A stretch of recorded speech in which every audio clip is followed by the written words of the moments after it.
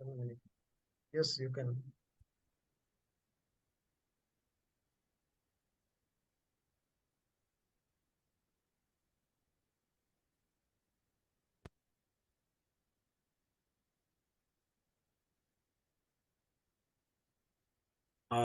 डायबिट का result share कर रहा हूँ मैं। इसमें HbA1c 7.3 था। इस पेशेंट का भी 4-5 साल से हमारे पास में ट्रीटमेंट था। और ये पेशेंट का ट्रीटमेंट चालू होते हुए HbA1c कभी भी उसका 7 के नीचे नहीं आया। 6.8 हमारे एडी जो डायबिट और लीवीज लेने के बाद में रिजल्ट आया हुआ है। इसी पेशेंट को जो है, ये हमने एडिलिपो भी दिया था। नहीं, सॉरी, सीबकथॉर्न दिया था और डायबिट दिया था। सीबकथॉर्न और डायबिट। अभी एडिलिपो दिया भी नहीं है। ये कॉम्बिनेशन भी देखिए कितना परफेक्ट काम करता है। अभी आप देखिए इधर ट्राइग्लिसराइड कितना है, 358.3। मतलब ये कोलेस्ट्रॉल लेवल इतना हाई है कि इससे कहीं पर भी ब्लॉकेजेस हो सकते हैं। डायबिटीज के पेशेंट में ये कॉमन है, इसलिए सीबकथॉर्न हम लोग डायबिटीज के पेशेंट को जरूर दें। क्योंकि थिकनेस जो है ब्लड का वो बढ़ते जाता है। और ये इस तरीके के क्लॉट्स वगैरह भी बन सकते हैं थिकनेस बनने की वजह से। ये देखिए आप, सीबकथॉर्न के साथ में डायबिट दिया हुआ था। तो सीबकथॉर्न का रिजल्ट आप देखिए कि 147, ये 358.3 से सीधा 147.3 ट्राइग्लिसराइड गया हुआ है। इतना बढ़िया जो कॉम्बिनेशन का रिजल्ट आया है। HB+ का मैं बता रहा हूँ इधर। ये एक एग्जांपल दे रहा हूँ पहले। ये 6.8 हीमोग्लोबिन था एक लेडी का। हमारे एक पेशेंट है, उन्होंने उसके बाद में 3-4 हज़ार रुपए का एक इंजेक्शन आता है, फेरियम सलाइन के द्वारा दिया जाता है। 2-3 हज़ार रुपए उसका कुछ हॉस्पिटल का खर्चा हुआ, कुछ प्रिस्क्रिप्शन वगैरह हुआ। तो ये सारा जो है 5-6 हज़ार रुपए खर्चा करने के बाद में इनका हीमोग्लोबिन 6.8 से 8.8 गया। लेकिन आपको डिफरेंस बता रहा हूँ। ये हमारे एक 78 ईयर्स अपने पेशेंट है, उनका 5.7 हीमोग्लोबिन था। और हमने एक ही महीना उन्हें केवल जो HB+ दिया।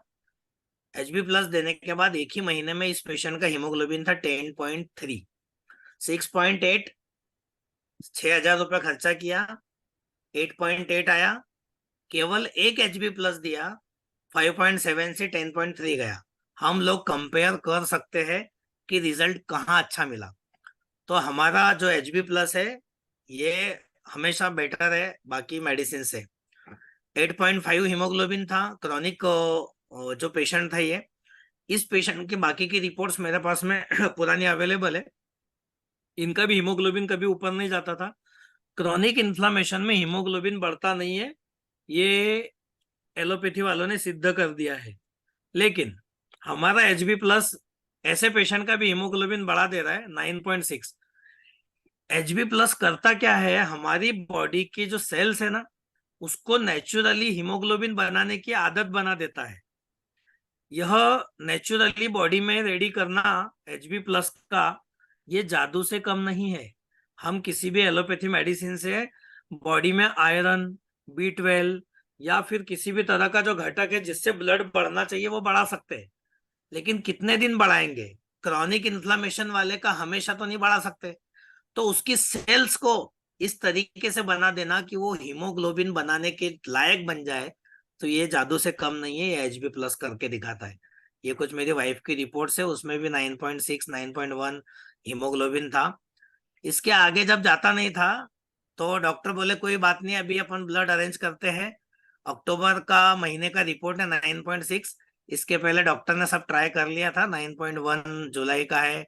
अगस्त, सितंबर, अक्टूबर, 3 महीना डॉक्टर ने वो ट्राई किया। 9.6 के बाद, 9.6 के बाद में 2 महीना बचा था, नवंबर दिसंबर।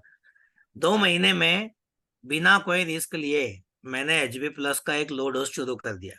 पहले तो बताना चाहूंगा, जब भी आप किसी प्रेग्नेंट लेडी को या किसी बच्चे को जब कोई मेडिसिन शुरू करते हैं तो आप किसी भी ऑथोराइज डॉक्टर की हमारी सलाह ले ले, या फिर अपने डेजो के जो ऑथोराइज डॉक्टर है उनसे भी बात करके पहले सलाह ले ले। तो मैंने एक लो डोज शुरू किया था। उसके बाद में अक्टूबर के आगे बात बढ़ी है 10.3 पर HB+ लेने के बाद नवंबर में। दिसंबर में सीधा 12.4 जाता है। मतलब ये 4 महीने का एलोपैथिक मेडिसिन लिया हुआ रिजल्ट था 9.1 से 9.6। और हमारा HB प्लस देने के बाद का जो रिपोर्ट था 10.3 और 12.4, मैं यहाँ पर कोई एक रिपोर्ट नहीं, मैं तीन तीन रिपोर्ट शेयर करके बता रहा हूँ कि ये कॉम्बिनेशन आप समझ लीजिए, ये कंपैरिजन आप समझ लीजिए,